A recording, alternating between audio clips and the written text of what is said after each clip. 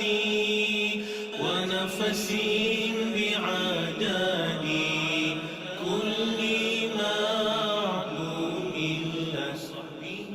اللهم صل صلاة كاملة وسلم سلاما تاما على سيدنا محمد الذي تنحل به العقد وتنفرج به الكرب وتقضى به الحوائج وتنال به الرغائب وحسن الخواتيم ويستسقى الغمام بوجهه الكريم وعلى آله وصحبه في كل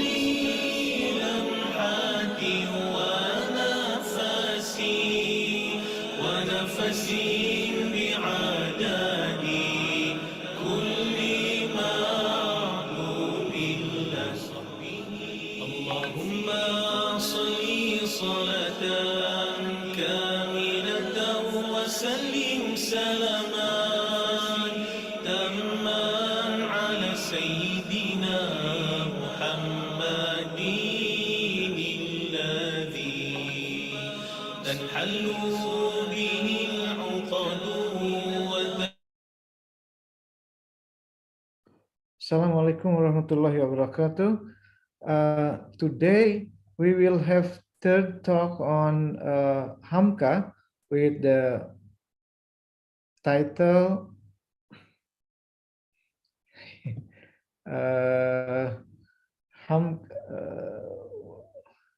sorry.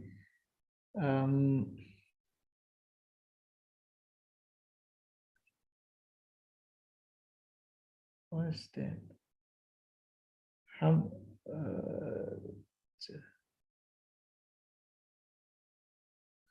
I lost my note suddenly. I'm so sorry. With the title Southeast Asian Islam and the Quran in the 20th century, HAMKA Tafsir, which will be held by or delivered by Dr. Nurbani Ismail.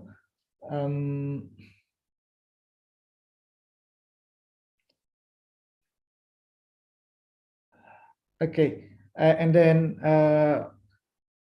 will be delivered discussion.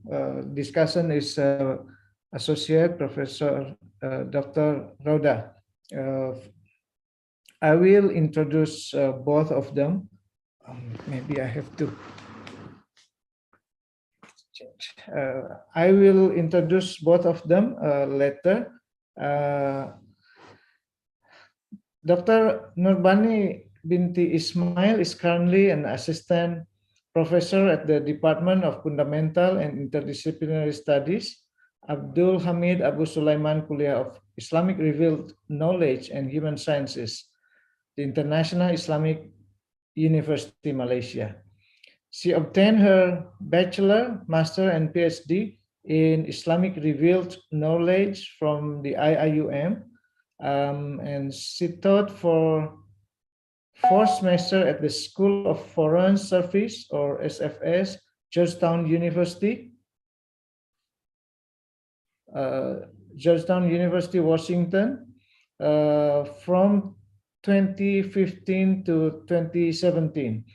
She also was a visiting professor for 3 months at University Islam Negeri Syarif Hidayatullah, Jakarta, from September to November to 2017. At IIUM, she teaches courses such as Basic Philosophy and Islamic Worldview, the Islamic Worldview, Knowledge and Civilization, and Ethics and Fiqh of contemporary issues. She has published some articles on Islam, the Quran, and Muslim women in Malaysia and Southeast Asia.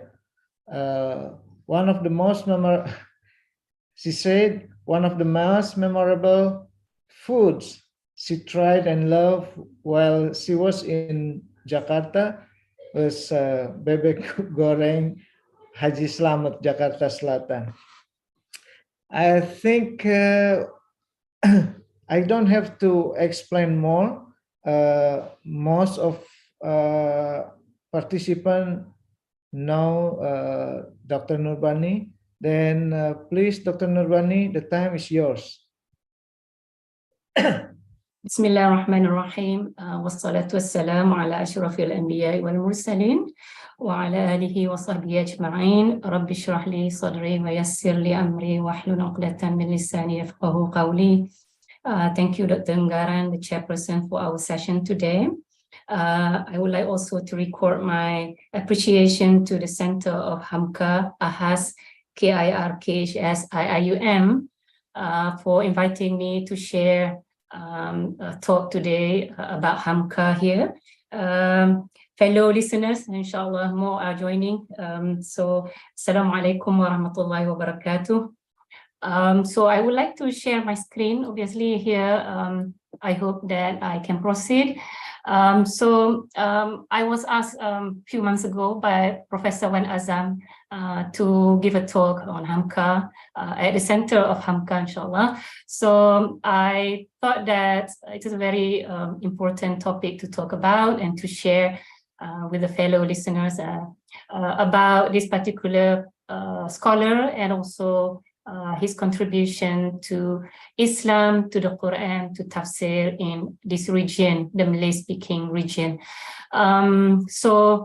Why I posit the topic within the Southeast Asian Islam, the Quran in the 20th century is that because basically because HAMKA was a scholar in the 20th century, and also the fact that Southeast Asian region has always been important part of the Muslim world.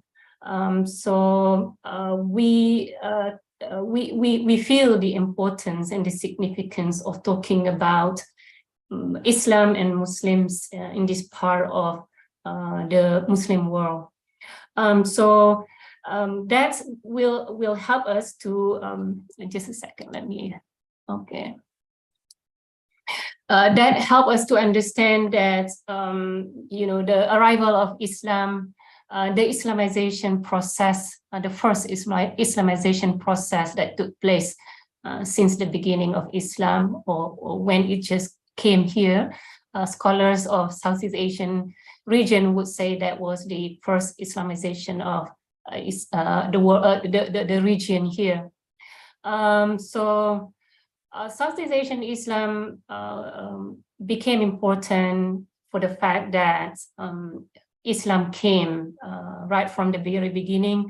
Of course, scholars of Southeast Asian Islam would have different theories. The debates are there, but regardless the date we choose, Islam always it's always understood that Islam came from the very beginning, and it permeated within the life of the people here in this region. So that is about the geography and the coming, and also for the fact that this region accepted Islam. So the question by people who study about Muslim and Islam here, question is because this region, just like many other regions, that's far from the center of Islam. So the question is, they are interested to know how does Islam how Islam is being practiced here, or has been practiced here. What do Muslims do? Do they do differently? Do they follow strictly the teaching of Islam, and so forth? So the interest about Muslim and Islam in this region, of course, has been there since the beginning. We can see during the colonial times, scholars like Stanford Raffles or the Dutch advisor to the Dutch administration in Java, for example, Grenier and Raffles. They often were the people who became the references, the sources that the colonial administration seek help from to talk about or to know more about Muslim and Islam, so that they create policies based on this knowledge. So regardless the objectives and the goals of the interest of others about or towards the Muslim and Islam here, we can conclude that there's always interest. There's always people who want to know about Muslim and Islam in this part of the world. Whether or not, one can think, the outsider can think that Muslim and Islam in this part are different, that's another debate. So there is the idea that, to give us the idea that what Muslims do, practice, understand in this part of the region become a scholarly discussion or a discourse, but also at the same time from the perspective of the people who live in this part of the region, to understand that it is also important that we talk about what we do, that we also need to be able to talk about ourselves and our practices and our understanding and expressions of our religion. So that gives us the context of my talk today. So after this, I am going to move to talk about briefly the historical context of the Quran and tafsir in this part of the world. So scholars who study about the history of the Quran and tafsir in the Malay-speaking Southeast Asia would be able to help us to understand that in the beginning, Quran has always been part of the life of the Muslims, but scholars, the ulama who came to this part of the region in the beginning were understood to explain the Quran and translate it in the practical form. So in other words, what we can say is that Quran was explained to the extent that it helps the people to practice their religion. So when it comes to the Quran and tafsir, we may not be able to see the activities of tafsir or the Quranic studies the way we imagine today, or at least what has been done historically in the Arab world. But obviously great scholars like Sinkili, for example, Shamsuddin Sumatrani, they were the scholars who were helping us to understand that there were activities of Quran and tafsir. For example, Sinkili, he basically translated or wrote this book, Tarjumanul Mustafid, or Sumatrani himself worked on what it is written as Tafsir Surah Al-Kahf. So there were activities, but we can see almost in the 17th century. So scholars of the Quran will argue that right from the beginning up till this century, the emphasis was the oral transmission of the Quran, the explanation of the Quran orally. So in written form, maybe less so. So in the 18th, 19th century, more works and more scholars appeared during this time, like Al-Palimbani, Al-Banjari, Al-Fatani, obviously here, because obviously, when we want to talk about Indonesia and Malaysian discourse on tafsir or works on tafsir, they of course going into tandem and parallel, because the ulama and the people back then were very well connected. So one student from one region will go to learn from to learn from the scholars in Aceh or so that's how it works. So you can tell that there were some activities of tafsir and the explanation of the Quran in Indonesia as much as in Java, Malaysia. So, but scholars also say that in the 20th century, so that's where HAMKA and the rest of the scholars here, we see Tafsir al-Furqan, Hibarna, Tafsir Shamsiyya, and Tafsir al-Azhar were basically the product of the 20th century. So some scholars would say, oh, this is the golden age of tafsir in Indonesia. And thematic tafsir mawdu'i also came to appear during this time. So we also want to see in Malaysia, as I said earlier, the current, the scenery is also the same, where the 15th century is not known. And I think one of the most notable scholars here is Tuk Pulau Manis, who died in 1736, so 18th century, who rewrote the Malay translation of Tafsir Baydhawi. Basically, Tafsir Baydhawi was translated by his teacher from Aceh, so as Singkili.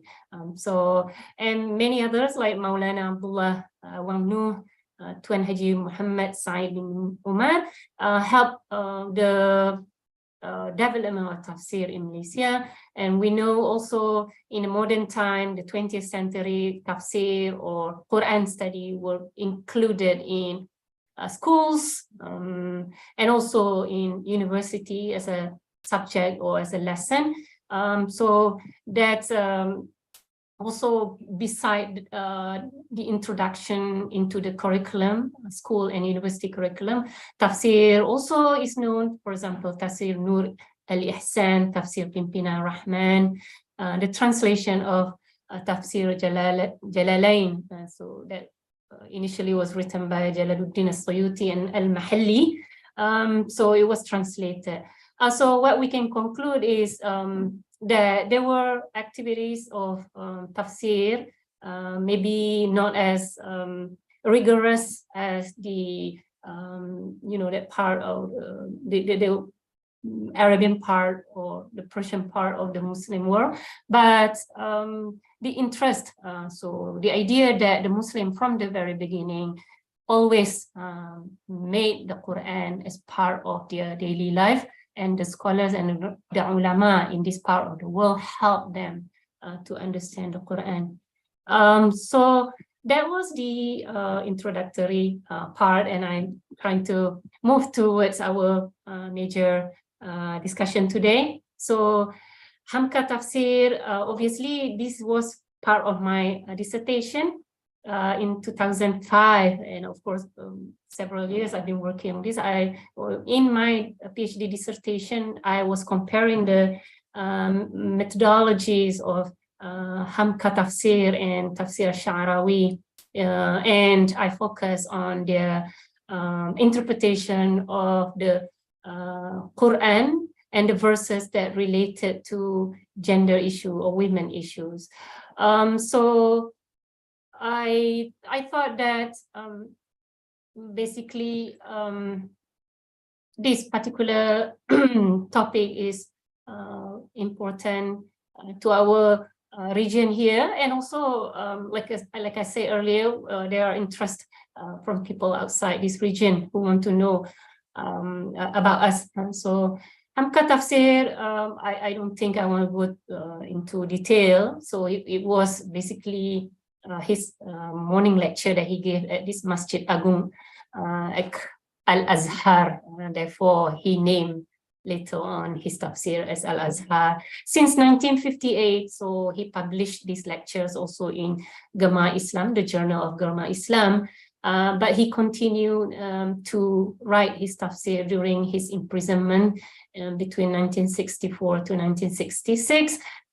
So according to Abdul Rauf, he concluded that HAMKA spent about 7 years to complete writing the tafsir. So it is not a short time, but that's why we can see the 30 volumes, quite a work. I'm sure it takes so much time. But Alhamdulillah, we are grateful to have Tafsir HAMKA as one of the tafsir that we have in this region. Also, okay, wait, I cannot.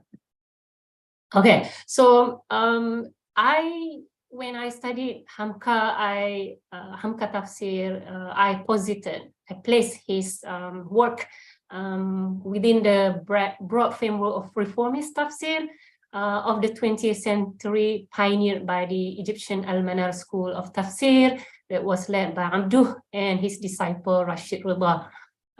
Because historically, we know that HAMKA was part of this modernist movement, Muhammadiyah, and so I thought that he also communicate this reformist idea in his tafsir.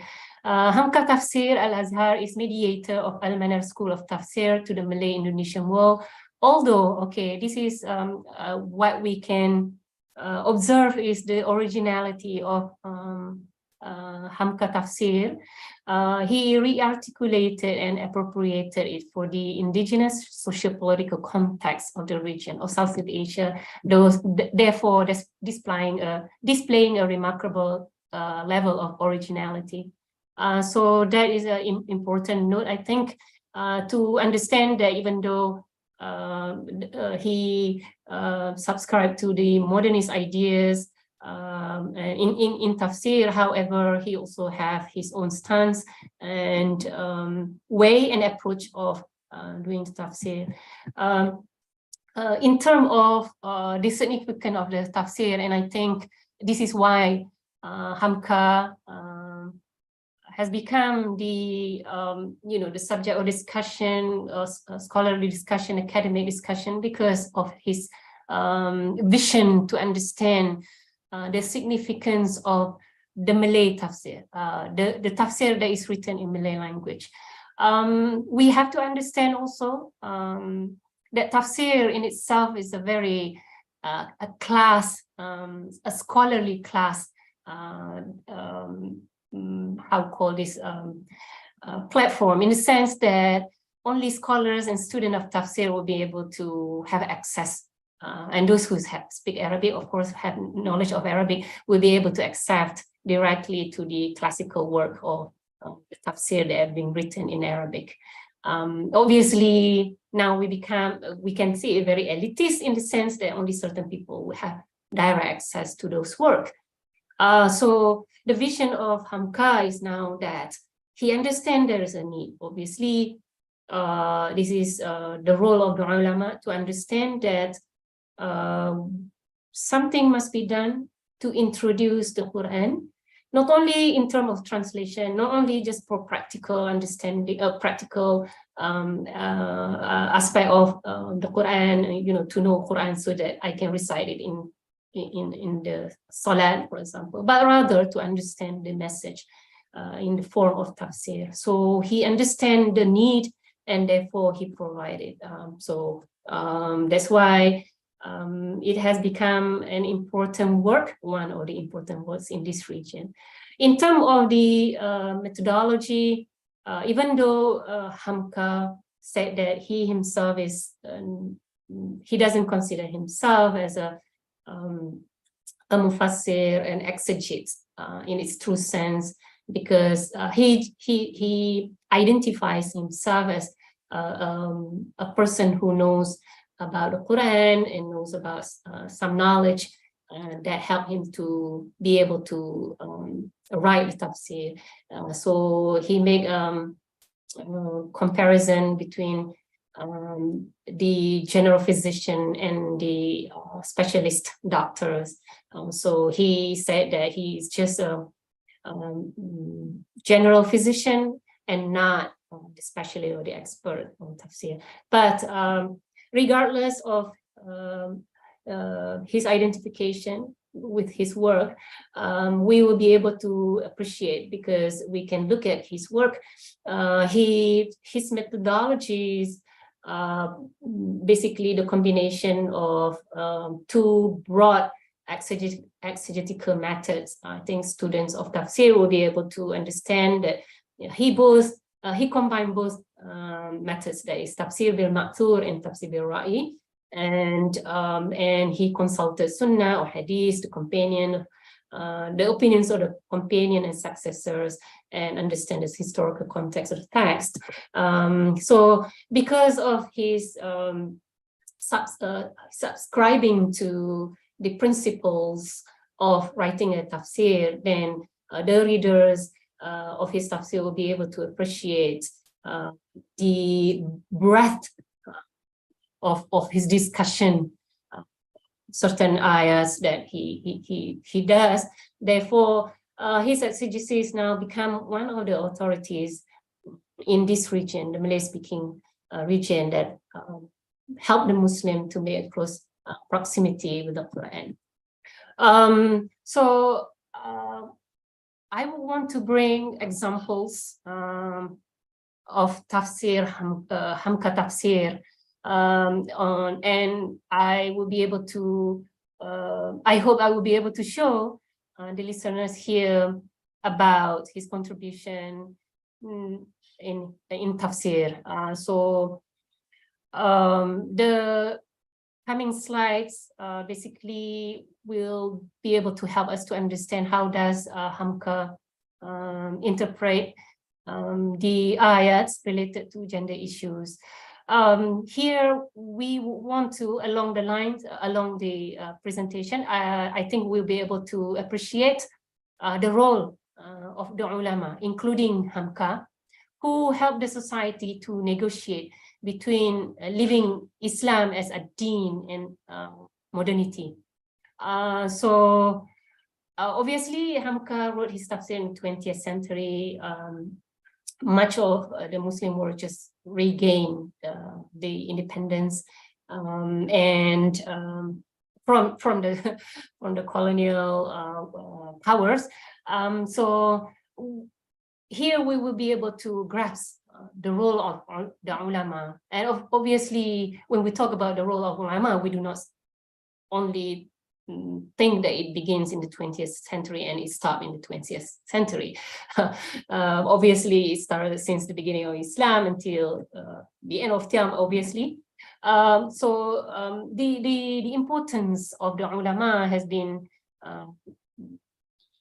discussed by scholars like Muhammad Qasim Zaman, who wrote the book, the Ulama in Contemporary Islam, a Custodian of Change, in 2002, where said here, it has often been assumed that in the face of massive and unrelenting changes in the modern world, that the ulama have become utterly redundant, a mere relic of the past, as it were, and therefore of little interest to anyone seriously interested in understanding contemporary society. So basically, obviously, Zaman was trying to make an argument that ulama has always been playing their roles in articulating and explaining the message of Islam to its people, including during the modern time.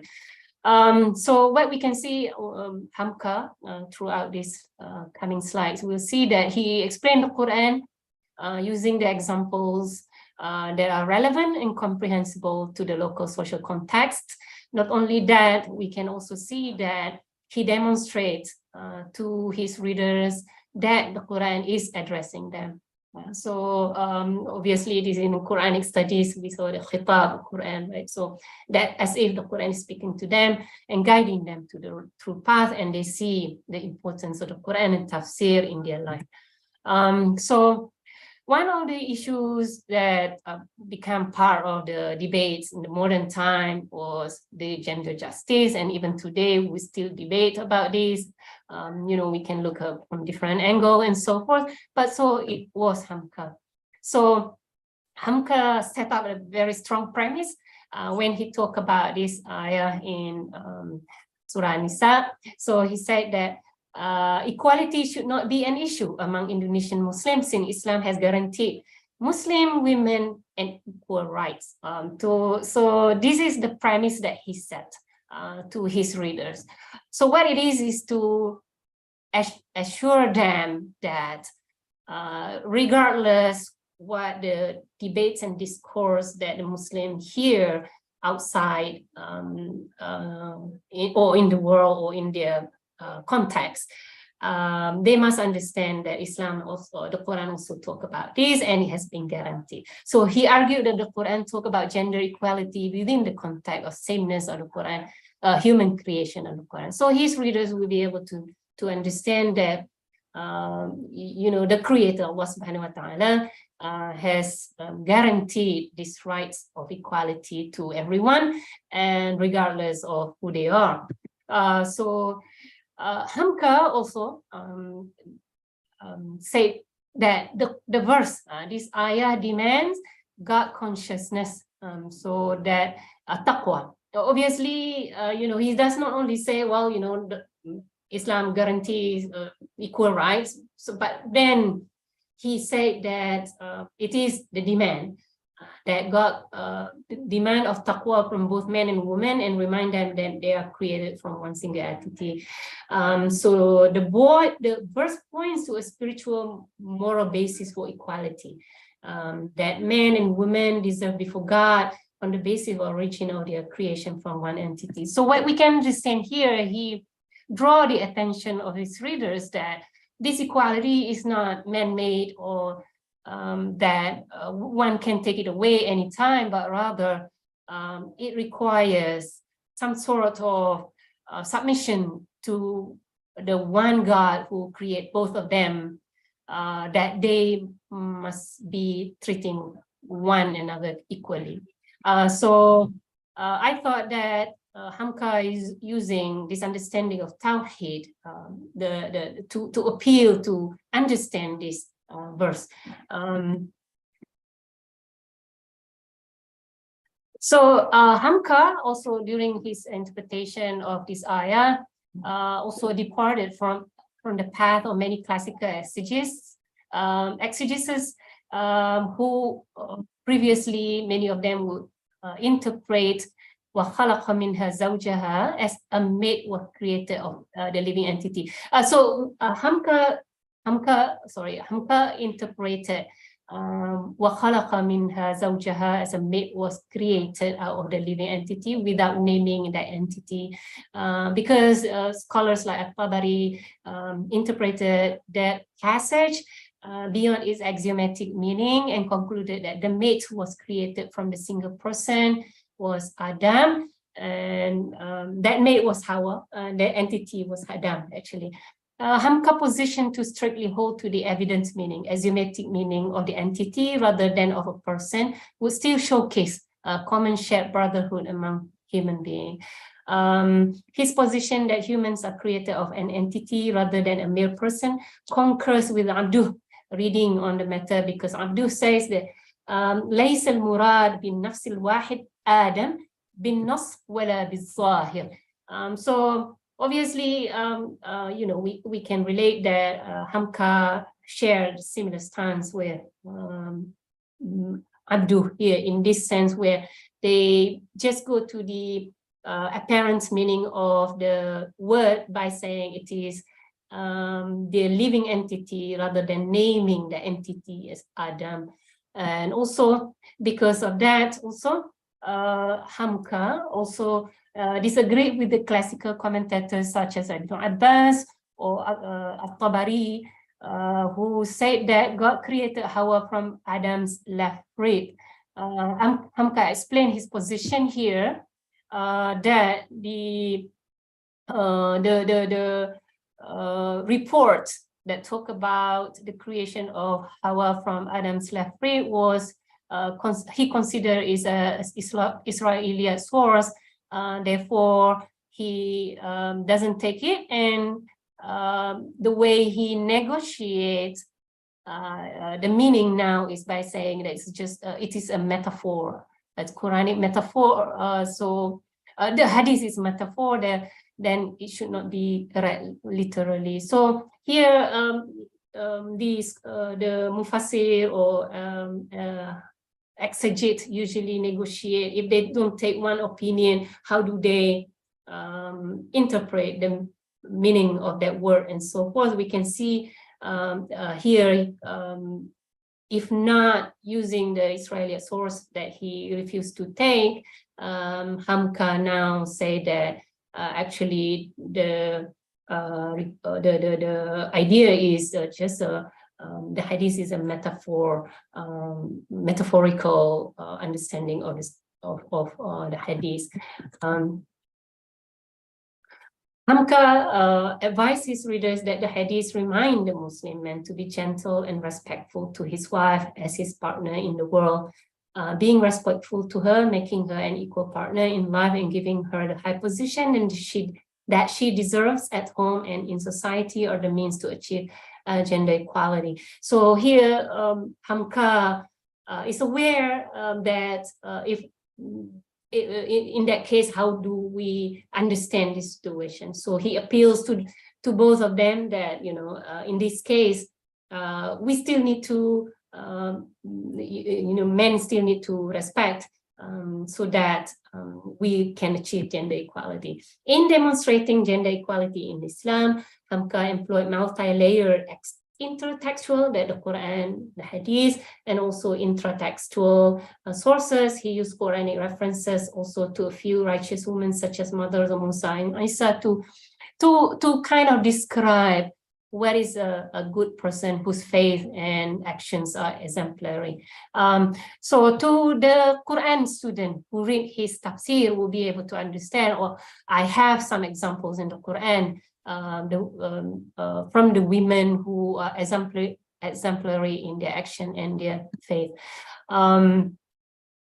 So beside that, HAMKA continued by talking about the equality, the shared motivation that both men and women share to help them to understand that they are equal. So he talks about this ayah, وَالْمُؤْمِنُونَ وَالْمُؤْمِنَاتِ بَعْضُهُمْ أَوْلِيَاءُ بَعْضٍ يَأْمُرُونَ بِالْمَعْرُوفِ وَيَنْهَوْنَ عَنِ الْمُنكَرِ. So men and women share this spiritual, moral, and faith equality because both of them are encouraged and required to commending good and forbidding evil, and they are both required to pray, to perform prayers and zakah. So equality implied here is not necessarily having the opportunity to do the same kind of act. So here, HAMKA is trying to explore the psychological question that we ask, you know, like if we are same, can we do the same thing? But rather he said it is an equal opportunity. So based on this ayah, he pinpointed the opportunity to do good, because it is in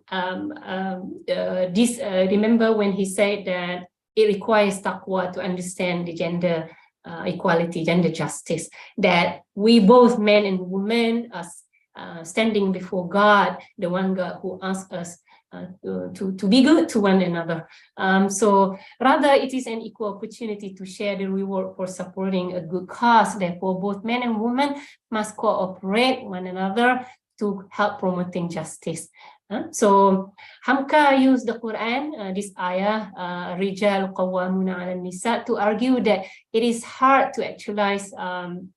Okay, so that was the discussion on gender equality, gender justice. So obviously we can tell that HAMKA used sources either from the Quran itself, the hadith that are known within the Islamic tradition, and also some examples that I may not be able to put it here, but to gauge his readers that you know, this is how we should understand this ayah related to gender justice.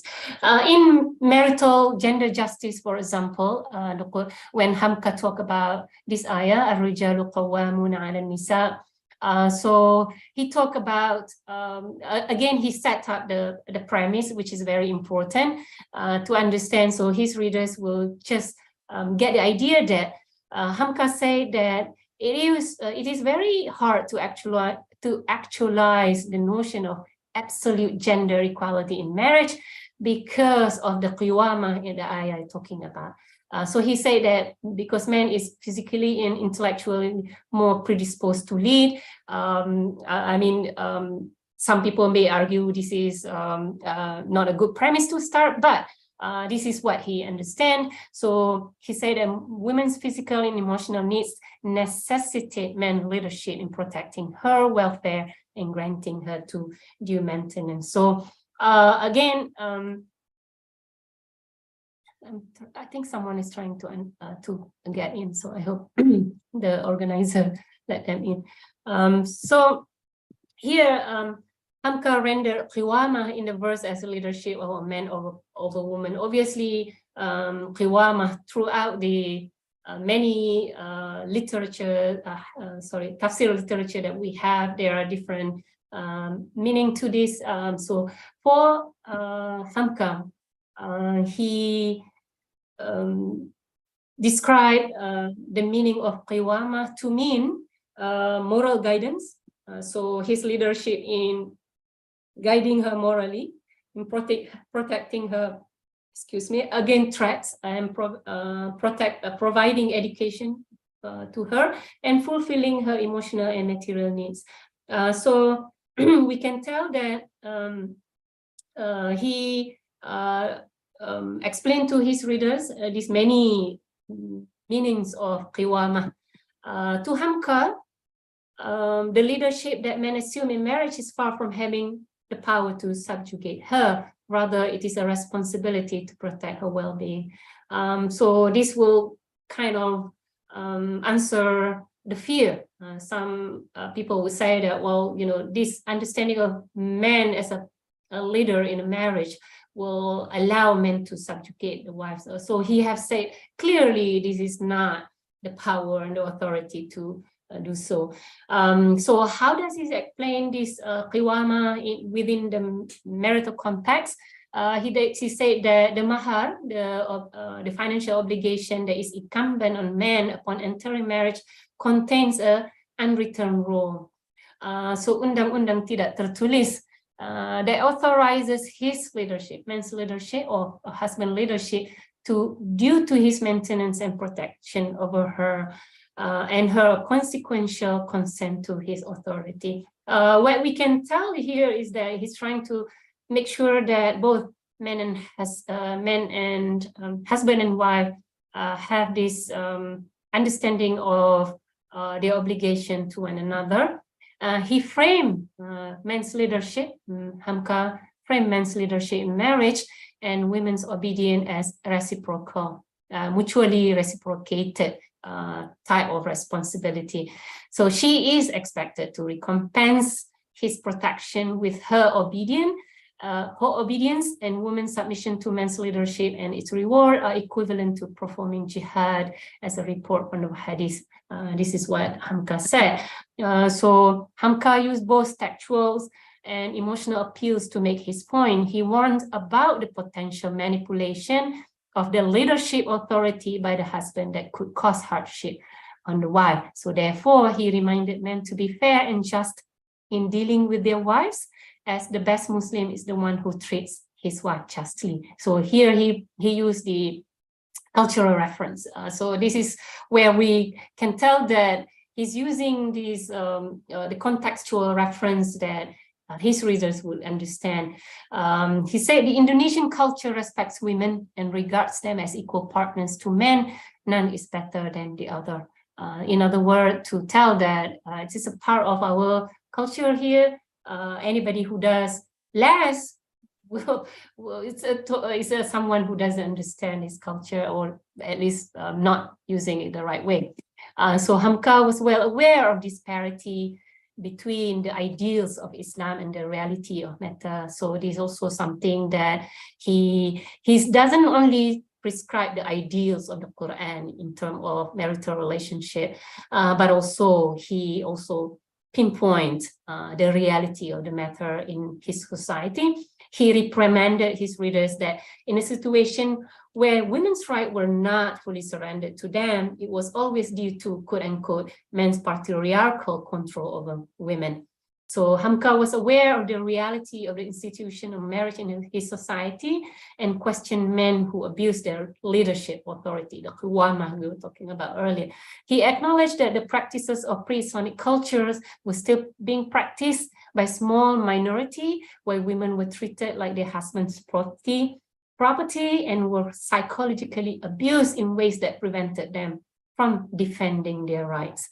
So in his pursuit to end this discrimination, he guided his readers to follow examples from the Prophet's life in treating his wife with kindness, being sensitive to their feelings and granting them freedom of movement. HAMKA also reassured. So again, he is appealing to the emotions and the psychology of his readers by saying a woman should not be scared of being kind toward her husband. So it's like a question, a monologue that a woman would ask, like, oh, if my husband isn't treating me well, what should I do? So HAMKA said that a woman should not be scared of being kind towards her husband, since any good deed she does for him is compensated in the hereafter by God. Furthermore, Islam does not demand her to blindly obey her husband. Here, HAMKA mitigated her fear of being used by her husband through a moral spiritual encouragement that if humans fail to reward one another, God is always the biggest compensator. In terms of his discussion of the nushuz, which he says a woman's act of rebellion toward her husband. So usually the discussion is about daraba, like a daraba literally means beating, but obviously HAMKA has pointed this is a polysemic term where there are many meaning to this term. Obviously, scholars have said that beating is a symbolic punishment. Others opine that beating should be executed with something like that doesn't cause physical injury. Yet others view it as just a Quranic permissibility and not an injunction. Therefore, it should be avoided altogether. We can tell that scholars of tafsir try to explain the meaning of daraba and different ways. So HAMKA, obviously here, he demanded his readers to rehearse their moral ethical consciousness in deducing this verse. He emphasized that the Quran does not command men to beat their wife, rather they must read this verse with a practical example shown by the Prophet who dealt with his wife with respect and dignity. So in other words, to his reader, they do not only look at this ayah isolatedly, but rather they have to read together with the practices of the Prophet ﷺ. So the Prophet asked beating women never beating women in any situation. And after the revelation, HAMKA said that he submitted to the divine will and is reported to have said, I wanted one thing, but God has will another, and what God has will must be the best. So this is the emotion of the Prophet after the revelation of this ayah, according to HAMKA. So the Prophet's dislike of wife beating is reported on many occasions, such as, could any of you beat his wife as his wife, as he would beat a slave and then lie with her in the evening. Also, HAMKA acknowledged that some husbands emotionally and physically abuse their wife based on their literal misreading of this verse as well. So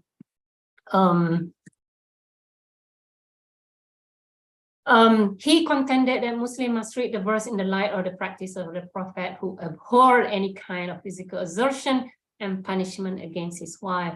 HAMKA reminded his readers about the local social behavioral expectation. And so again, here he draw the positive aspect of the culture of the norm that is being practiced in the Indonesian context, that by invoking a cultural reference in which a person who resort to beating is considered kasar budi. I don't know if I translate it well, but kasar budi means someone who is not refined in his akhlaq, obviously. So men are accountable for their behavior, and any cruelty committed against the wife in the name of men leadership, the qiwamah earlier we're talking about, will be punished by God. So HAMKA are not reserving any judgment here, but rather say clearly that is not acceptable behavior. So that was about the gender justice and gender justice in marital relationship. So I think come to the last one, inshallah, I go quickly here. Talking about the modesty in clothing here. So what we're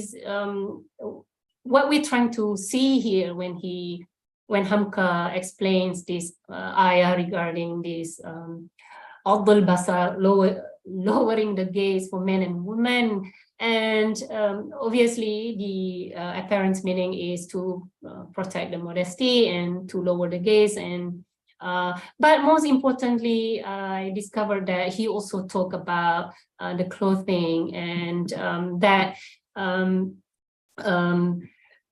HAMKA understood, he discussed about the clothing when he talked about this ayah. So HAMKA understood clothing to be related to modesty. Obviously, this is the idea, but that also is a form of cultural expression. That clothing is a form of cultural expression. I thought that this discussion that he put in this tafsir of this ayah is very important. In the modern discourse, clothing, modesty is part of the discussion. So a lot of time people ask, how should I dress modestly? I think in the 70s, Malaysia, some of us who grew up maybe in the 70s and the 80s, for the second Islamization of Malaysia, for example, we know that there was a significant change in terms of attire of especially Muslim women, because we see more people wearing hijab and so forth. HAMKA also in his tafsir talk about this. He said that the Quran is not a fashion book that details clothing style. It only provides general guidelines that are open for adaptation by any culture. So Muslim women are free to exercise preferences in clothing that suits the culture and individual aesthetic style, as long as it remains within the principle of Quran and Sunnah. HAMKA based his argument on report in which the Prophet described to Asma that woman in puberty must cover the entire body except her hands and face. So this is also to explain to his readers what is the boundaries of awrah according to Islamic principle. He argued that human apparel have always been inspired by the local culture. For example, the niqab is usually worn by the Saudi, may not be preferred by Muslim in other culture. He viewed that Islam definition of modest clothing is very accommodating and less rigid compared to the national cultural perspective. A woman remains a Muslim regardless of what cultural dress she wears, but the national cultural strict interpretation of clothing view absence of national clothing as signs of eroded national cultural and identity, which is very interesting for his readers to understand how Islam is very accommodating to modesty. So HAMKA opinion in this issue reflected the decades-long debates between nationalists and Islamists in his country, or also in the Muslim world, and the struggle to shape the influence of a Muslim identity, including here we're talking about HAMKA in Indonesia. He reiterated that the form of clothing is not important, as Islam emphasized the essence of clothing, that is to cover the aura as means to achieve modesty. In fact, Indonesian women have long embraced a diversity range of modesty, and so this is, he said that the highest objective of clothing is decency, which is fundamentally connected to one's conscious submission to Allah will. Thus, the form of clothing is only a peripheral end. HAMKA's seemingly flexible attitude towards the idea of modesty concurs with the debates among the Indonesian modernists who view adopting Western clothing by Muslim to be permissible.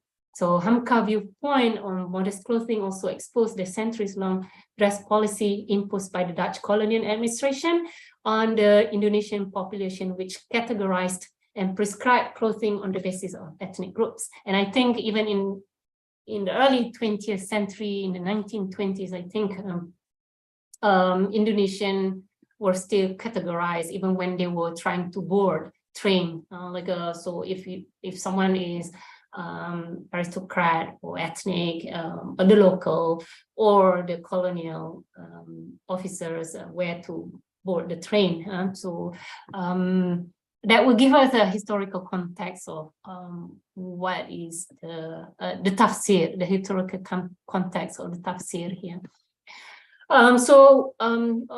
What we can conclude, I'm coming to the conclusion here, is that HAMKA interpretation of gender-related issues was informed and framed by the historical discourse on women issue, and this is where we see the role of the ulama in negotiating between religion and modernity.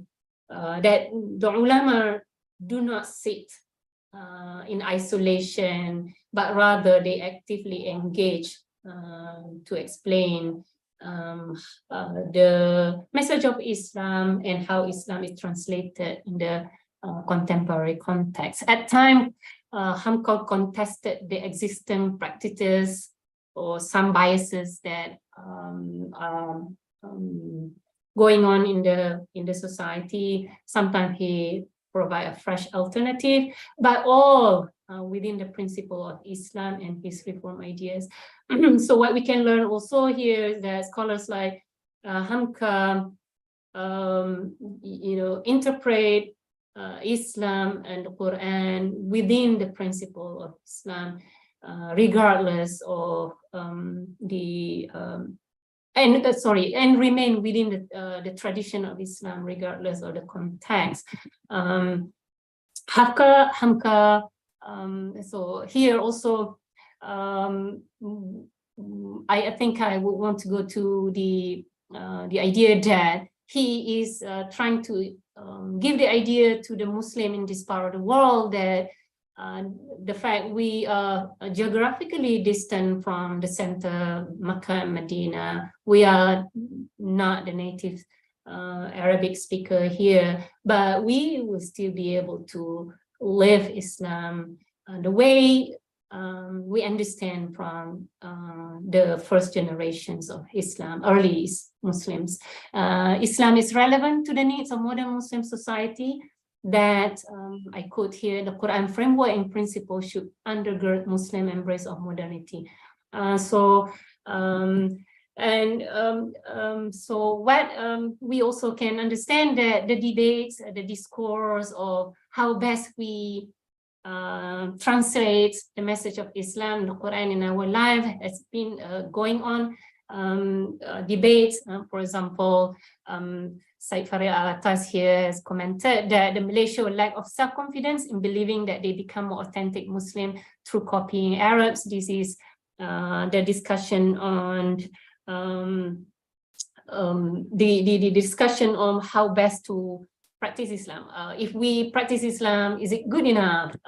So this is also in terms of the government. We can see in Malaysia also, we have heard about Islam Hadari during the time of Prime Minister Ahmad Badawi, and Islam Wasatiyah during the time of Prime Minister Najib Razak, and in Indonesia through the Islam Nusantara of Nahdlatul Ulama and Islam Berkemajuan of Muhammadiyah.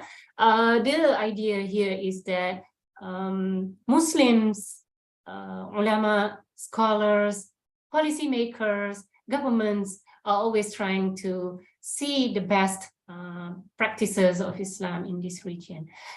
So I thank you for listening, and I hope that I do not exceed the time, inshallah. Thank you so much.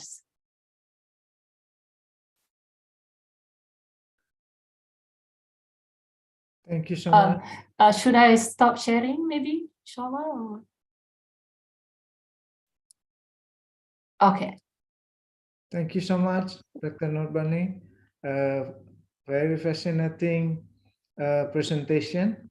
And it reminds me to my younger age in 1970s about HAMKA.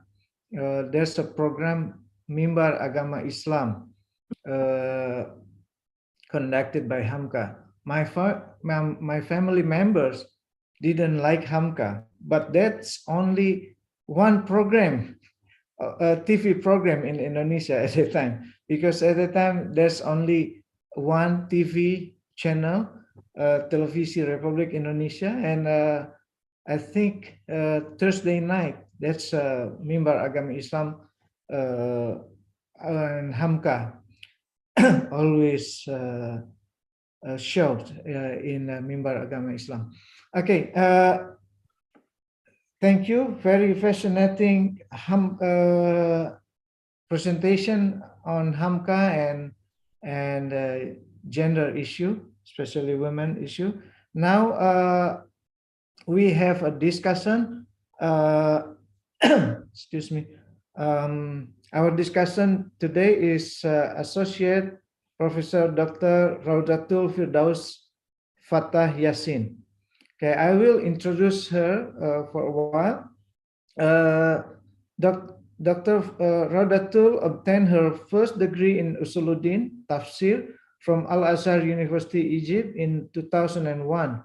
She pursued her studies in the same specialization and completed her master's coursework at Insaniyah Kedah, recently known as UNISAMS, in 2003. She pursued her second master's program at the International Islamic University Malaysia and graduated in 2006 in Quran and Sunnah Studies. In 2012, she obtained her PhD from the same department and university.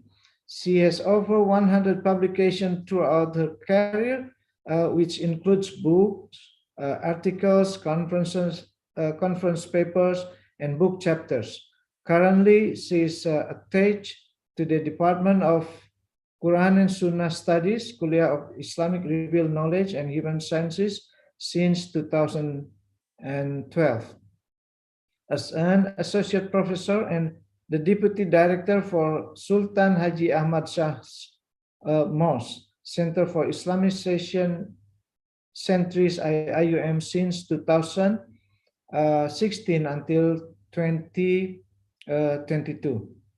In addition of Quran and Sunnah studies, her research and publication areas are mostly on integration of revealed and human knowledge, including the Islamic family law and the abuse of polygamy in Malaysia, the concept of wellness for senior citizens from Islamic perspective, the history of tafsir education and its development in Malaysia, integration and Islamic education and civilization, the role of contribution of Chinese Muslim in Malaysia, Risal an-Nur of Bediüzzaman, Said Nursi, and eschatological references, Ilmu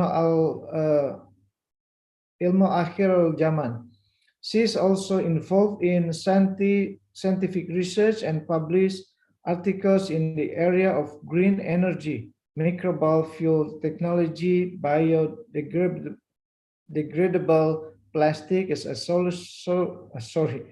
solution for environmental pollution from Islamic perspective, Islamic event management, and recombinant collagen like protein and its ethical related policy.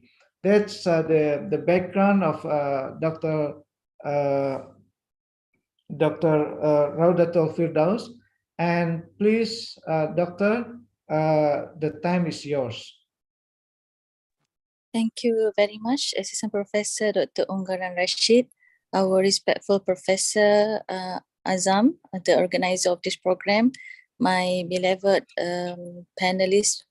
As for today, Assistant Professor Dr. Nurbani, and respectful professors, associate professors, doctors, brothers and sisters. Assalamualaikum warahmatullahi wabarakatuh. First of all, I would like to apologize for my very poor internet connection. I'm currently at my hometown for annual leave, but in support of the program and the objective, the noble objectives of the organizer on HAMKA and my beloved colleagues, Dr. Norbani, I really appreciate her hard work and her effort in explaining, in studying about HAMKA, sharing the knowledge with the academic society in our beloved campus as well as the public. I have agreed to accept the invitation despite the shortcomings on the technical aspects from my side. I have tried to actually access through the laptop so that I can share a PowerPoint presentation on HAMKA to incorporate into Dr. Norbani's presentation this morning, which was actually very comprehensive because as we heard, she has explained from the very beginning of the history of the development of tafsir in Southeast Asia, or sometimes people call it as the Malay archipelago. It includes Indonesia, Malaysia, Brunei and Thailand, as well as Singapore. All of us do have some connection in terms of our language that we call it as the Malay language. And Alhamdulillah, now I can see my video is on the screen. May I ask the permission to share the screen from the host? Hopefully we can make it, inshallah. And before before I'm decided as the host, please organizer, can you help me, committee member, to allow me to share the screen. And before that, maybe I would like to emphasize on the similarities of the culture of tafsir in our Southeast Asia region during that time, as mentioned by Dr. Norbani in her slides, that more likely the Malay, more likely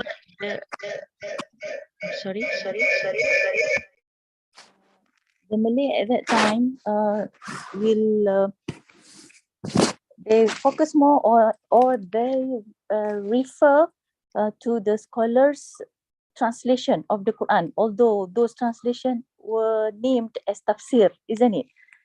But in terms of the methodology, they are actually translating the meaning of the Quran with a very simple explanation in between the translation, so that the public will understand the meaning that was, that tend to be delivered by the message of that Quran.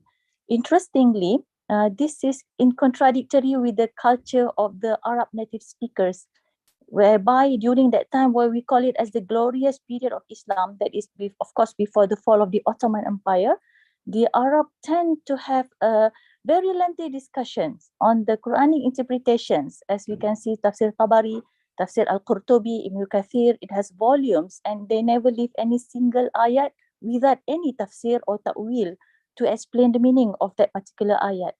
More likely, they are inclined to apply the methodology of tafsir bil maksur.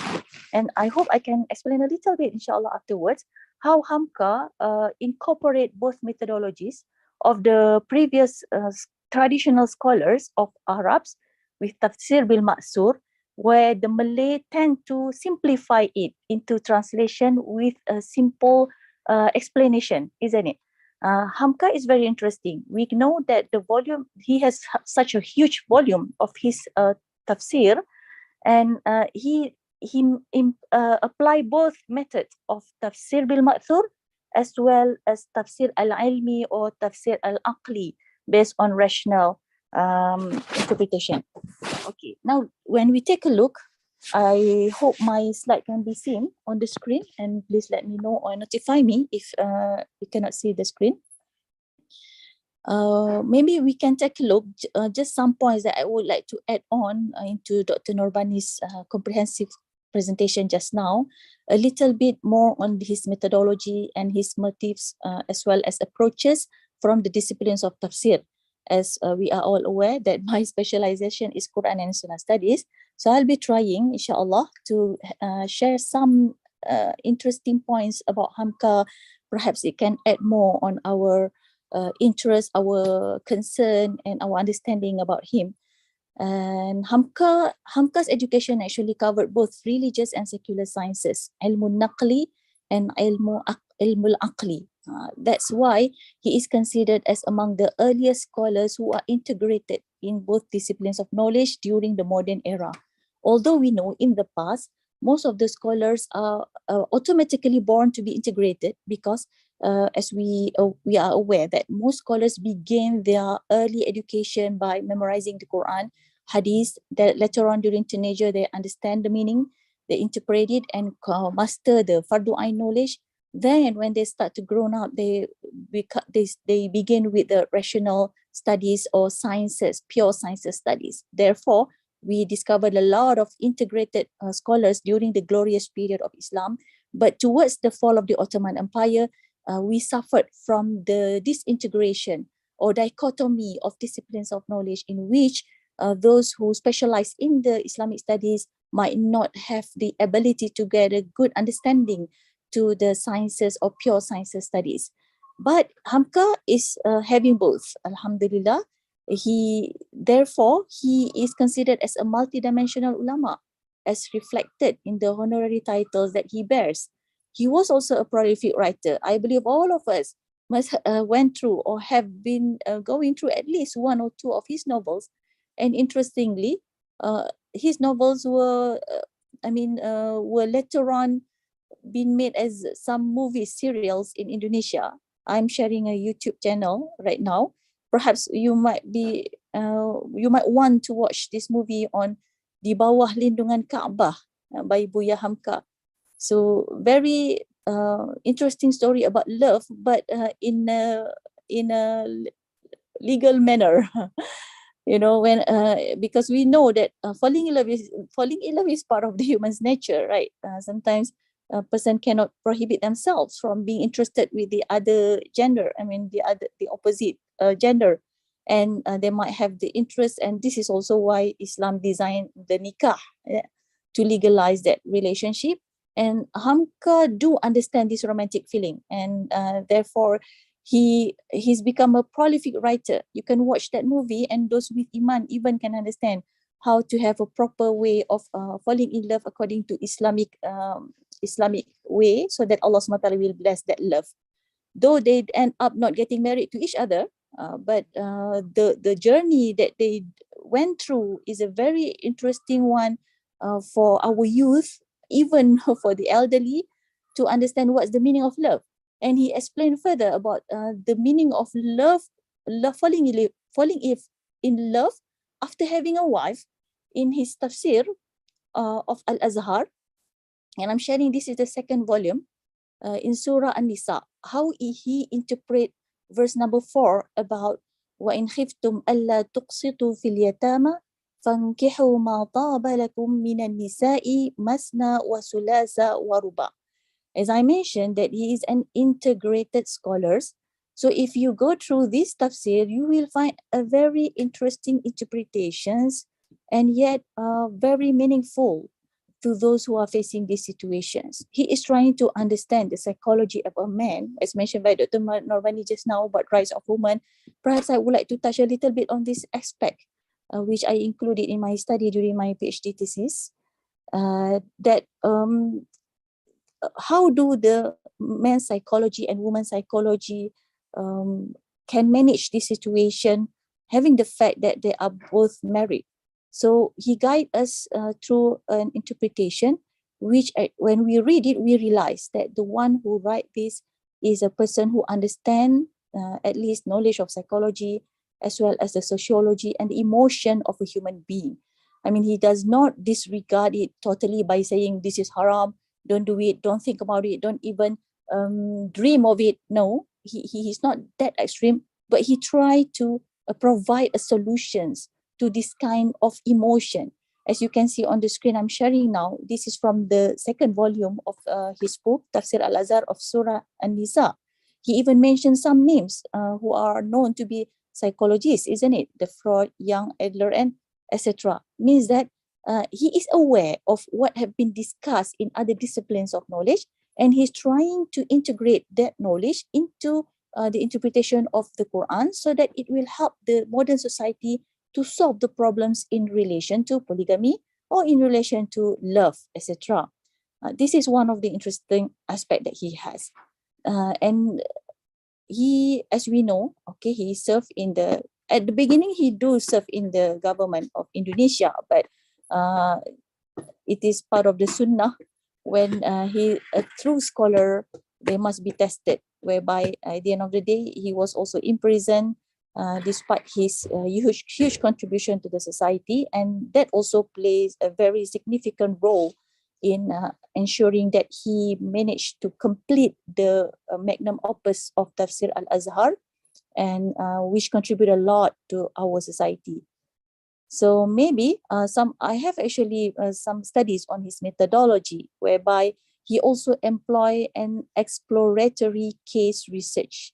So not merely on textual studies and analysis, but he also conducts case research to identify especially the interpretations on the ayat al-kawniyah, the kawniyah verses in the Quran.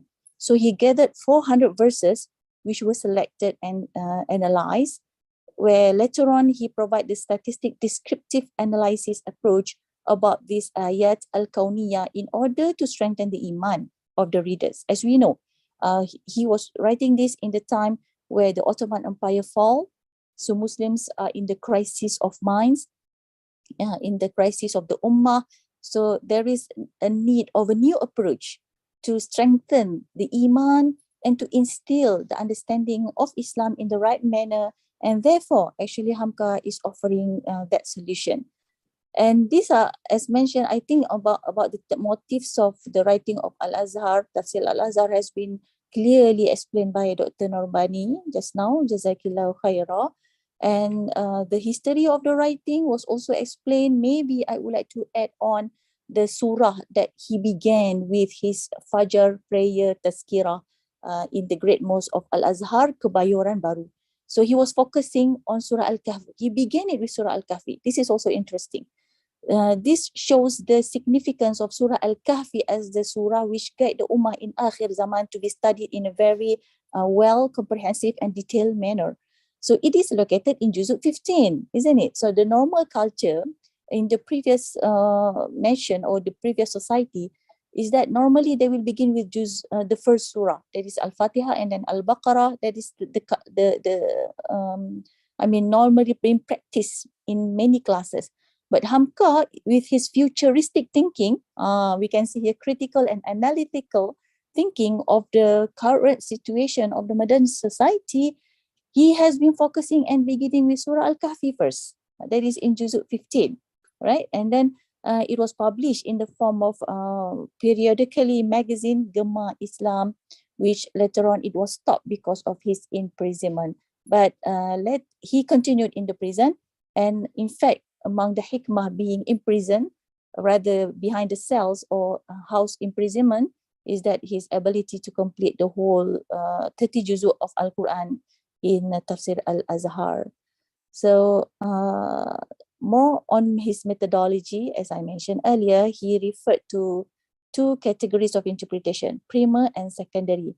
And in terms of the primer, he referred on Tafsir bil Ma'sur, that is from the Quran, the Hadith, and the words of the companions.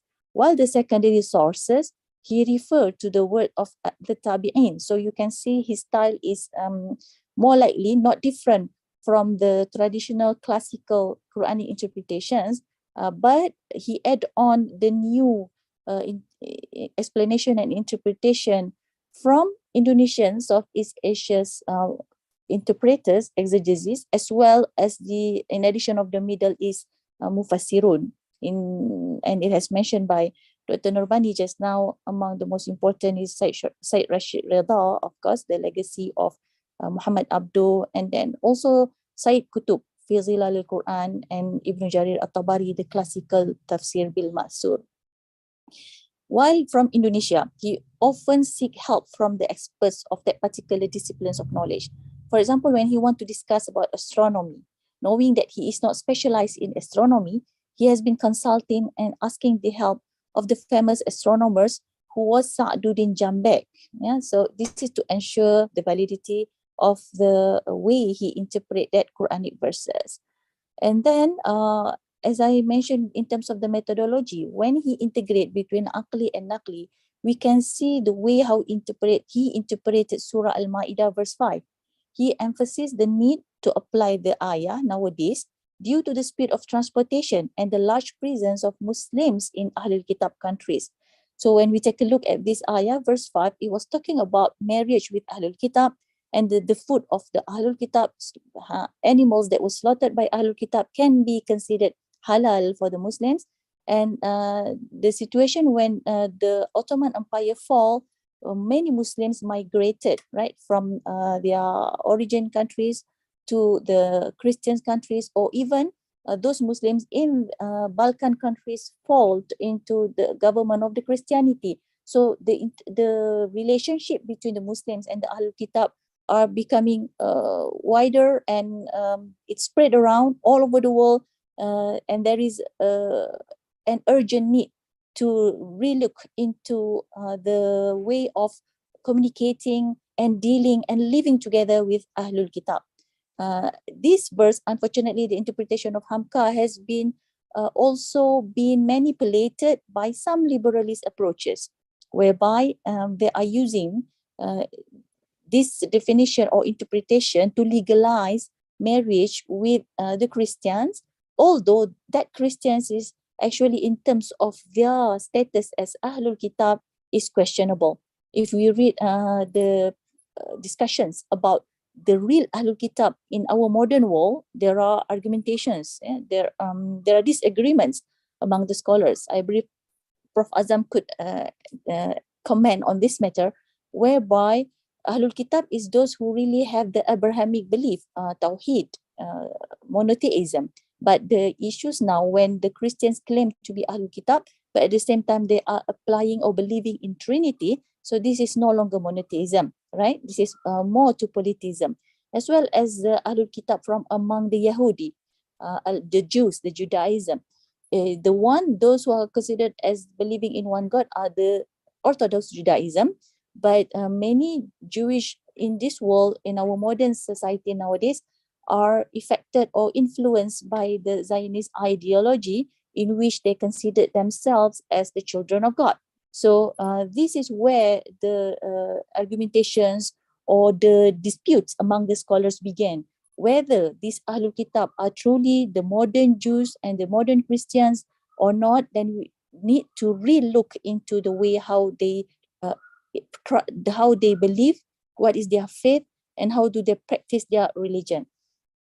So this is considered a very important starting point about the discussion of marriage with Ahlul Kitab by HAMKA. And later on about the social illness through his tafsir, that he mentioned about the Muslims to live coexist peacefully with people from other religions, especially with the need of the Ummah nowadays, based on his interpretation from Surah Al-Baqarah, verse number 62. He also did not disregard his colleagues from among the Indonesian Mufassirun. So in some of his interpretations, he refers to Haji Zainuddin Al-Humaidi, Fakhruddin, and Ahmad Hassan. His attempt to reject the suspicions and fabrications of the enemies of Islam against the Quran and Sunnah, where he interprets a verse An-Nisa about the polygamy, the legitimacy of polygamy, in a very objective, rational, and logically can be accepted by humans being by its nature, in contrast to the fabrication of the enemies of Islam, because that was a time where people started to make fun of polygamy by saying that if you convert Islam, then you are going to accept polygamy. You are things like that, to make fun of Islam and the legitimacy of polygamy in Islam. But HAMKA did a very great job in refuting these ideas. Of course, he was influenced by Muhammad Abduh earlier, but his approach is more lenient. And then what I realized as well throughout the readings, his approach is what we can say more acceptable to the rational and the heart, because he tried to explain it in a very soft, kind, and gentle manner, without manipulating the emotional part, but also trying to include the rational part of it. So both gender, men and women, male and female, when they read the interpretation for the sake of seeking the truth, everyone will be satisfied, inshallah.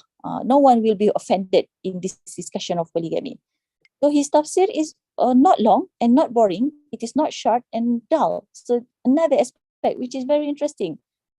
When we read the tafsir, we don't feel so stressed to understand the terms because he used very simple terms.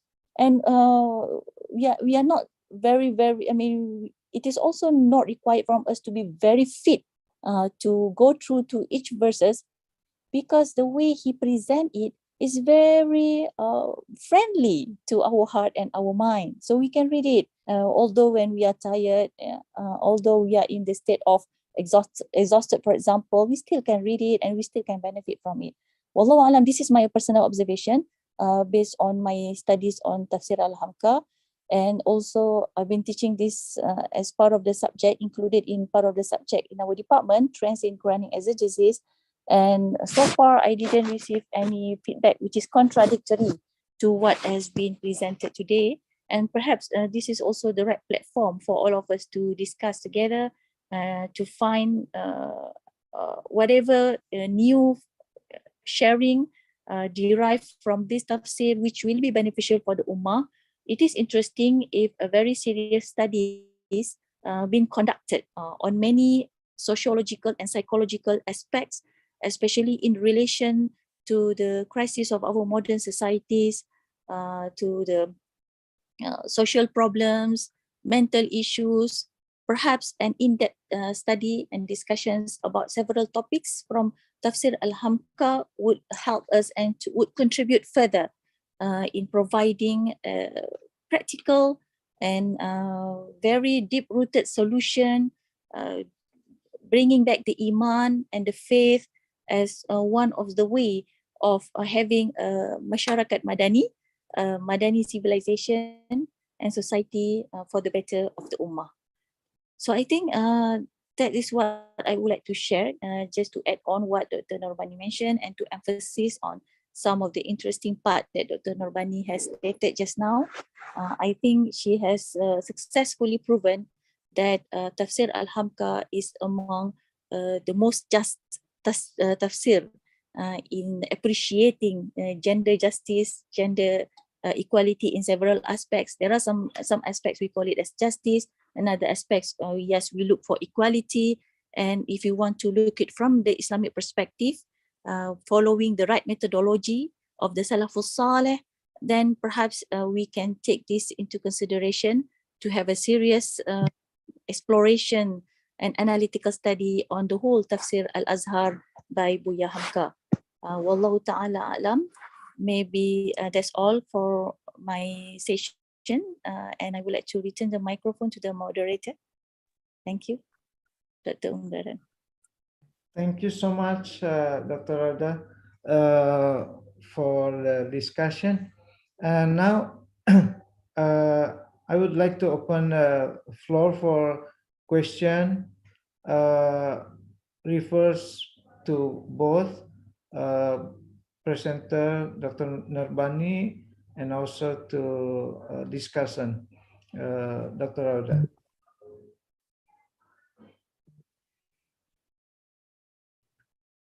Any questions?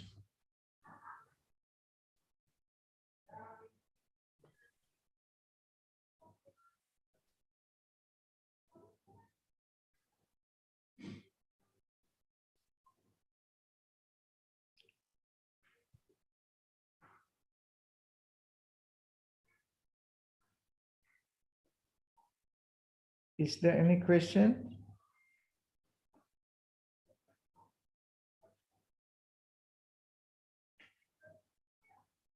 I think almost all of us are from UIA. Dr. Amar, Dr. Salam, any question for Dr. Nurbani or for Dr. Rada?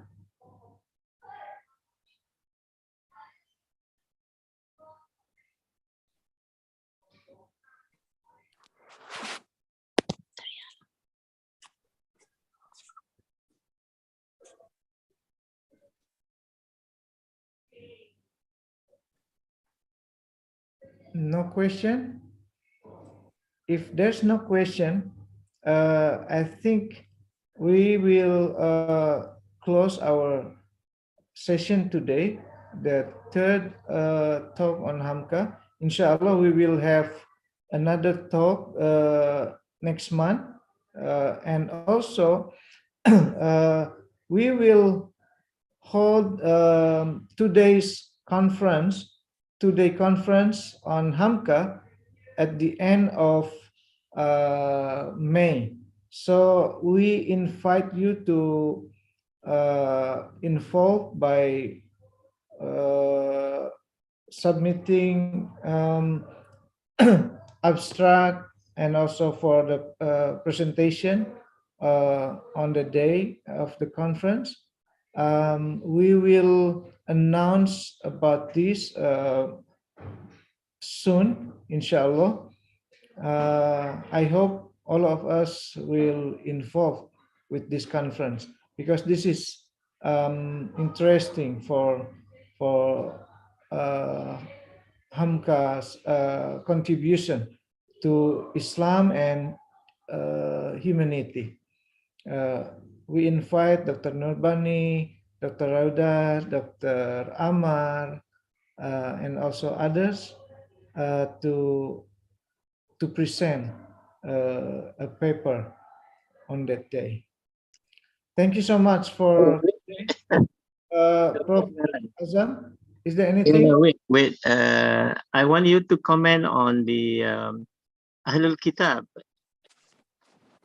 Ahlul Kitab mentioned by Dr. Rauda just now. I think you are the right person to comment on that.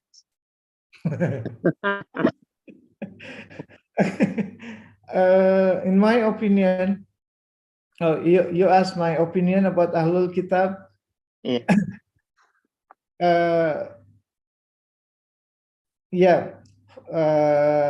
For the Jewish community now, I think most of Jewish community we can call them Ahlul Kitab.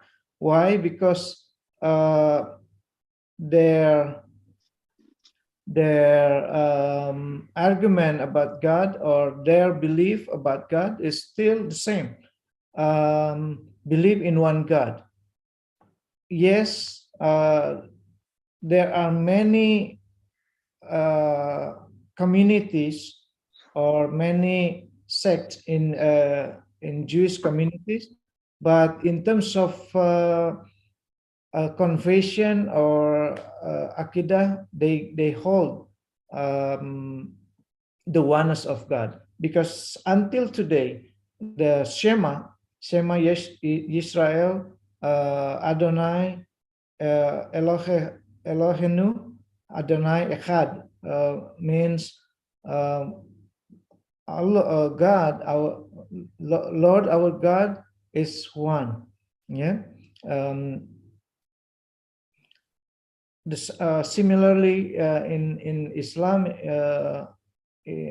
we have some sects, right? But almost all of us believe in one God. Now in Christianity, they believe in God, but the oneness of God in Christianity, majority Christian, the oneness of God is modified. Still, there is a big group of Unitarian believe in one God. They believe only Yahweh or the Father as God, but they don't believe Jesus as God. But they really believe that Jesus is the Messiah. Yeah, means that Jesus is the one who will who already rebuilt the kingdom of God and who will save humanity. Okay, the Trinitarians have different understanding. I think we can discuss in other topic. That's yeah. Sorry. in this case, when the Jewish, for example, married to a Muslim, she has to perform the 5 daily prayers. Is that the... They perform 3 times prayer a day. So when they are married to the Muslims, shall they perform the 5 daily prayers or continue with their previous practice? I'm not expert on that, so I think Mufaki. I think, sorry, I think that the other question may not be fiqh possible, because you're asking like if he married, if he, like the Jewish, married a Muslim woman. Obviously, it won't happen in Muslim fiqh because Muslim women can never marry other people except the Muslim. No, I mean a Jewish woman married to Muslims men.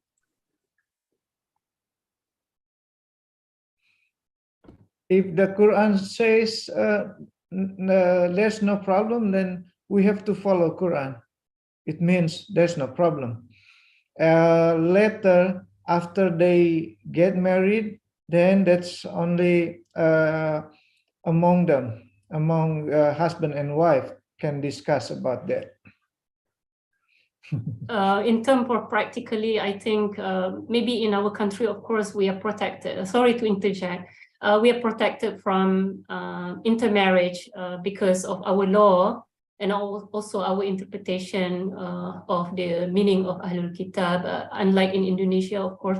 But from the people who are open to open marriage, even among the Christian and Jewish, for example, in the context of American mixed marriage, the issue is always about the question that Dr. Rauda was asking about. How do we practice a religion, the fact that we are of different religion, and most importantly, the impact is always on children. So the idea that those who have gone through the mixed marriage, even between Christian and Jewish, is that that kind of marriage is always sacrificing one of the two religions. The complications start because which religion to follow, especially to impose on the children.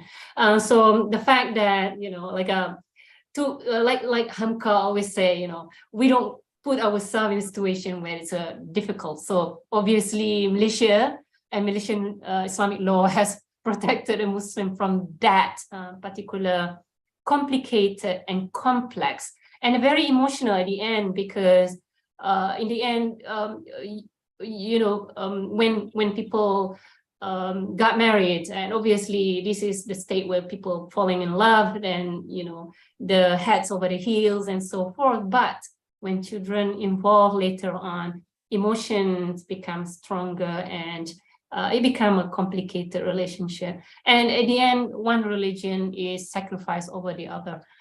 I think, if I'm allowed, I saw Dr. Sophia question on the chat box. Sorry to take the position of Dr. Unggaran here, but we are colleagues, so I thought that I can. It's okay. Okay. I saw the question from Dr. Sophia. The question from Dr. Sophia is a question on some issues stated by Buya HAMKA, lowering the gate, dress code. Somewhat, I need a if Dr. Sophia is still here. Dr. Sophia, can you come forward? Can you explain? I still didn't get the idea here.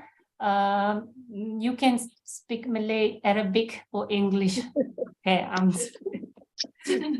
Okay. Bismillahirrahmanirrahim. Assalamualaikum warahmatullahi wabarakatuh. Thank you, Dr. Nurbani, Dr. Raudul Firdaus, and Dr. Unggaran, and all respected colleagues. What I meant that do Buya HAMKA share with us some examples related to the issues on lowering gaze and dress code, because that's what we are aware when HAMKA discuss about some issues, then he will relate it to the current issue that where he lives. Is it understood? So are you saying that does he always give examples like this? Uh-uh. Yes, definitely. if I understand your question well, does he always give references and examples from the context of obviously he wrote in Indonesia, but for the Malay speaking like ourselves also, we understand the context of Indonesia and Malaysia isn't much different. So if I can understand your question well, yes, he does always. Obviously my work, when I did the research on his tafsir on gender issue, I do not only go to tafsir Al-Azhar, but rather also go to the works that he has written on wanita, on women, and so forth. So this is how I gather, because I thought that he will be able to help us to understand what he's trying to say. But yeah, I as far as I am concerned and remember, he always give examples from the context, the Indonesian context, obviously. Thank you.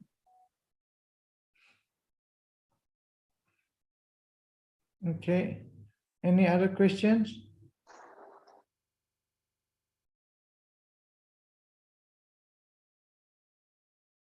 Can I ask question? Oh, sure. Okay. Because Dr. Rabda is here, I saw also Dr. Ammar, Dr. Sophia, the people of Tafsir, and also I am asking more like the question related to Tafsir of this magnitude. So of this magnitude means refer to how great the work of Tafsir Azhar for us here in the Malay-speaking world.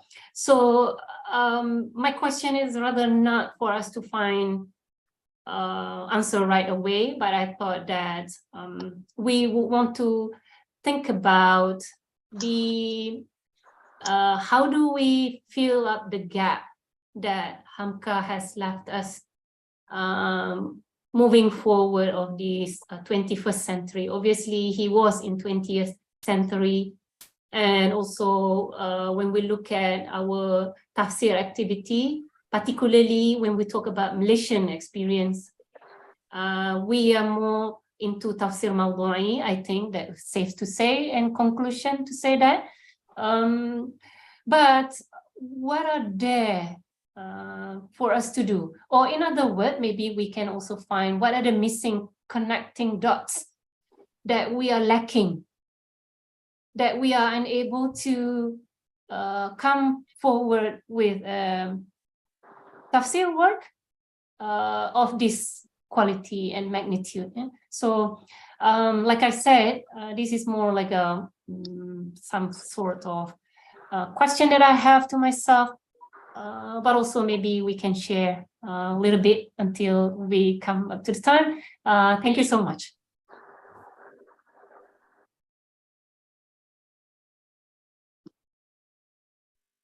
Please, anyone can answer. Dr. Ungkaran would like to respond on this? No. Please, Dr. Alga. Yeah, okay. So sometimes, we have been discussing about this in our classes when we study about the trends in Quranic exegesis, when we go through the history, how the process of the tafsir itself from the time of the Prophet Muhammad sallallahu alaihi wasallam after his demise, and then on the tabi'in, where it is called as the Asr al-Dhahabiyyah of the compilation of hadith. At the same time, tafsir were included also in that compilation and also as an independent discipline of knowledge. And then it goes through a time where the political situation do have effect on the tafsir itself. And then finally, we can see the fall of the Ottoman Empire. That is the biggest crisis of the Muslim Ummah. But we realize that the pattern and the trend of the tafsir during the Ottoman Empire, and the fall of the Ottoman Empire and the post of the fall of the Ottoman Empire, there is a new trends of tafsir emerge. Because the purpose of tafsir itself, as we know, to solve the problem of the ummah and the society. Therefore, the ulama, the scholars realize and they put their effort to focus on this aspect, how to solve the problem of the Ummah through the interpretation. We are now living in an era of what to say that era of secular modern world, as what has been repeatedly mentioned by Almarhum Tan Sri Prof Kamal and also Abdul Sulaiman himself, right? So we are suffering from the dichotomy of knowledge, the departmentalization of disciplines of knowledge, in which Imam Badi Zaman Said Nursi also mentioned in Risalah Nur, a person with only mastery of one aspect of knowledge, rational only. If the person master the sciences, the worldly knowledge without the revealed knowledge, they could be astray because they are not guided and they are not following any divine revelation guidance. While the person who only master the divine revelation specialization without having any integration with the world, scientific, technology, worldly aspects, they could be a blind follower. It could be fanatic, extreme in their belief. So since we are now living in this situation, we have so many things to struggles, and we have so many issues to find the best practical solution so that the Ummah will revive to our glorious period. It has also been addressed by Said Qutb before I directly come up with my response actually, just to relate what is going on. Said Qutb also mentioned in his book Fi Zilalil Quran that we are suffering in the modern Jahiliyah time, isn't it? And it has all this idea has also been shared by others. We are repeating the Jahiliyah, but a modern Jahiliyah. The Jahiliyah in the past was because of their ignorance and Jahil, but the Jahiliyah of the modern time is because of the knowledge, the straight knowledge. Therefore, this is our struggle, and the loopholes, what I can see is our role may be to simplify or to analyze further on the approaches being proposed by HAMKA, which is considered as the root of the solution, because he's living in the era where maybe the crisis were not as challenging as now.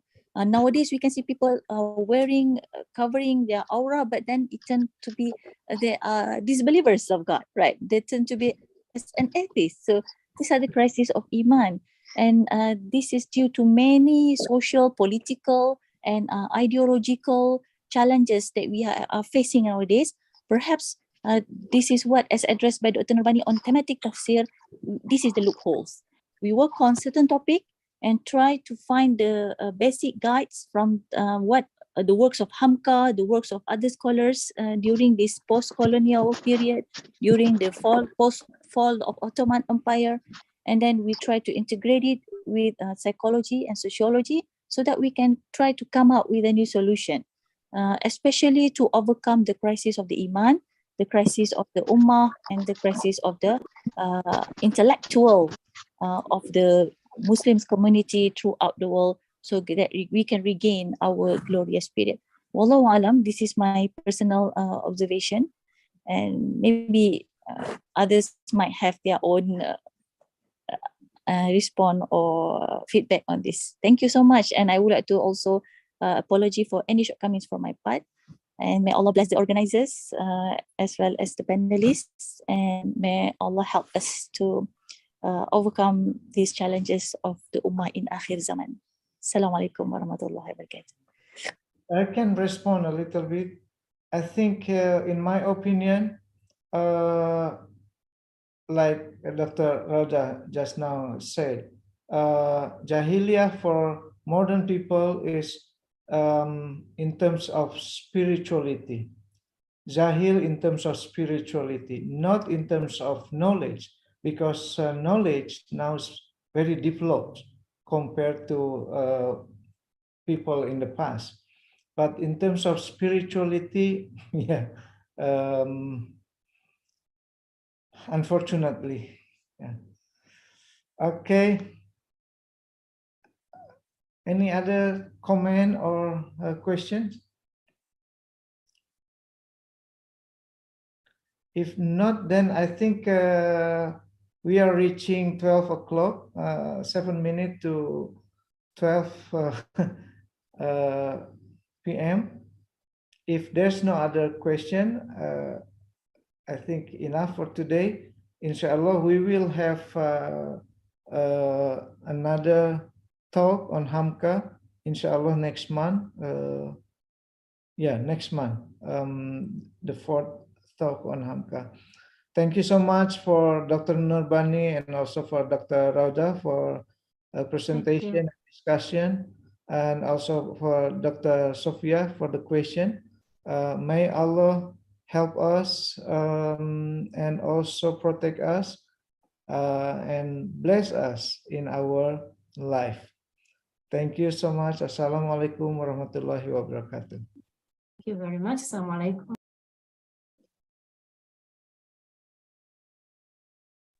Waalaikumsalam warahmatullahi wabarakatuh.